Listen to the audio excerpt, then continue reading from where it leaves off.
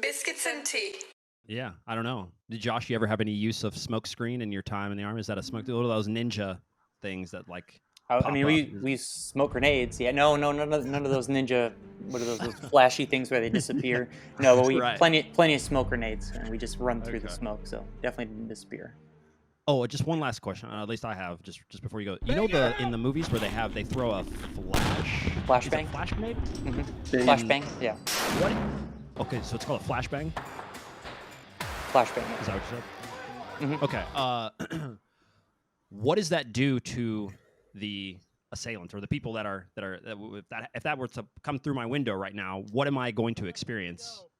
Okay. Yeah. So in my opinion, that's a huge common Hollywood misconception, right? So when you throw those, what it is, it's shocking. Like it's just supposed to throw you off. But when you watch a movie or you even play video games, if somebody Mhm. throws a flashbang in the video game, you see like he's stunned and he just kind of Yeah. he moves slower. Or in the movies, they're Yeah. like, they're like, oh, I can't see. You got to remember, I'm wearing night vision, and everybody thinks when they look at Hollywood, if somebody flashes a light at you in night vision, you're blinded. No, that's not the case. You Gotcha. can be blinded. Like if I'm under a street light, yeah, it puts a glare in my night vision. I'd prefer that street light to be off. But no, it's like, oh, I can't see anymore. Screw this. No, it's not that bad. So Mhm. flashbang is really just to surprise you and disorient you a little bit. But Okay. they're not. You don't get any long term effects. You're not going to feel dizzy from it. It might be a bright flash in your eyes, but in daytime, it's that flash is a lot less visible. You know what I mean? So Okay. it's more to Okay. just scare you off and get you off your center while I come into the room and take that room Yeah. down, whether, so, Wow. so it's not as bad as you think. And actually there's a lot, they have some where they go off consecutively, like they can go up off to 9 times for the brass to come out of the right hand side. They sound like the goalies. They sound like the goalies of the army, lefties. I don't know. It's can't be treating you guys special, Tyler, just because you want to come in there with your left-handed. Learn how to do things like the rest of us. Be part of the team. We're all trying to do. Before you even say that, Tyler, you know that thing, Josh, where they do and put in almost every movie regarding the army, where some the archetype of the hero in the movie will set the rifle and gun whatever down on a table right Hmm. there. He will then, of course, slowly to nice montage music blindfold himself, and Okay. then he will put the gun together and then put it out. Do All you right. guys have to learn how to do that? Is that bullshit, or can you I, do you do that for fun at home?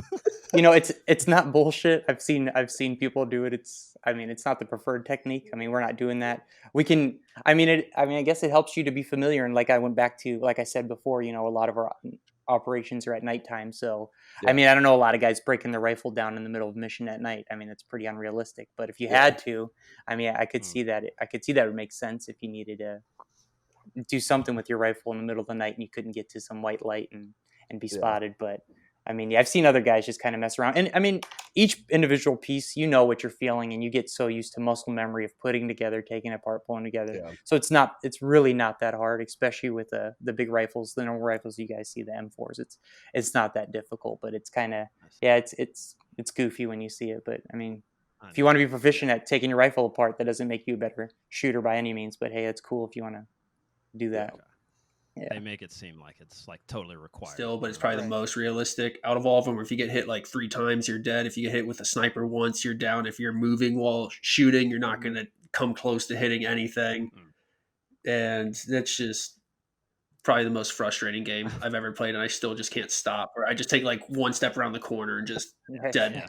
And then you wait. Yeah. That does so you can't run and shoot. Is that part of training? It depends if you have like a shotgun, if you That's have like a hilarious. That's hilarious. You thought SMG. I was asking you, the goalkeeper, if you can Yeah, run and I thought shoot. this You is thought I important. wasn't This asking is the This got former really Army awkward. Ranger. got flashbang.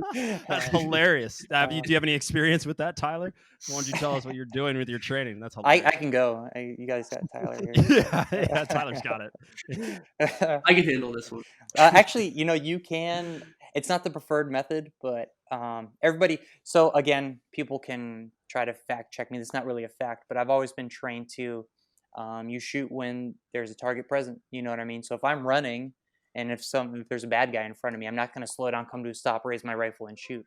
I am going to. I've trained on not full blown sprints, no, but you train on moving and shooting. So it's not it's not plausible. If there's a bad guy, you're gonna shoot him, and at that point, you're like I said, you're so good with a rifle that you can manage to keep your shot group or keep it fairly tight. But no, Right. I'm not doing a full swing sprint, running a Yeah. 40, and then as doing that shooting. No, you do tend Sure. to slow down, but you are trained to when the shot presents itself, you take the shot because you wait any longer, somebody could be firing at you. Sure. So How much of that is to actually like hit them versus get them to just go back down under cover or something and maybe buy you time I to mean, find a you better? always aim, you always want to hit them. I mean, if I'm pulling the trigger, you always want to hit Yeah. them. But I mean, it doesn't hurt to get their head down, and that way you can get to proper cover or whatnot. So it's all about eliminating the enemy, sure, but it's about preserving your life. So if I'm in an open field, I'm not, like I said, I'm not going to come to a complete stop, raise my weapon, and then have perfect sight picture because he's going to have all that time to aim at me. So I'm going to raise my rifle, put a bunch of rounds at him, and then keep moving. So it's either going to hit him or put his head down. But either way, it's Mhm. buying me time to Right. get a more advantageous position and then eliminate him. So And none of those Hollywood, I would imagine, none of those Hollywood jumps or things, because you did mention a couple other that you had experienced at least explosions, and I can't remember where I saw this, but it doesn't happen like that in movies. Am I understanding, or am I understanding that correctly? When something explodes near you, you don't fly up in a really picturesque, beautiful I mean, type slow motion. if it's near you and we're talking about how cool it looks, no, you're not really having that. No, but I mean, if you're getting hit, yeah, I mean, it'll knock you over for sure. It just depends on how big it is. But no, there's not really any of those cool moments. If something's blowing up near you that fast, it's probably a really bad thing. Gotcha. So everybody's getting Sure. down. So it's nothing super cool like that. No. Gotcha. And in that situation, are you more worried about like projectiles hitting you or like a shock wave? Or I have no No, idea no, how that's explosions actually even that's really. actually a good question. So the first time I was blown up, like close, my second TBI, but the first time I was blown up, it was actually a guy in front of me, or two people in front of me actually stepped on the device. The guy in front of me took a lot of the shrapnel, like his face was pretty bloody. I was behind him, but it was outside, but it was in a courtyard where there's like a 90-degree fence. And I took some of the shrapnel, but a lot of the overpressure, that blast. I mean, I was still right on top of it. So for that, in that scenario, it was like just the pressure coming out hitting me really jacked me up. You still feel, obviously you're on top of it, you're going to feel shrapnel, shit's going to hit you, but it's just a lot of that pressure that's coming at you so fast. And then when you're in a corner, that pressure bounces around, it has nowhere to go. So it's just hitting you a ton, if that makes sense. So is that just kind of like a big wave that's just made of air? I Like, mean, is that like would it be like if you're against a wall and a I big mean, wave if hits? you want to I explain it that way, yeah, yeah, it is. It's just, it's a lot of pressure. So it's like, think of shaking up a soda can and then popping the top, right? Everything explodes.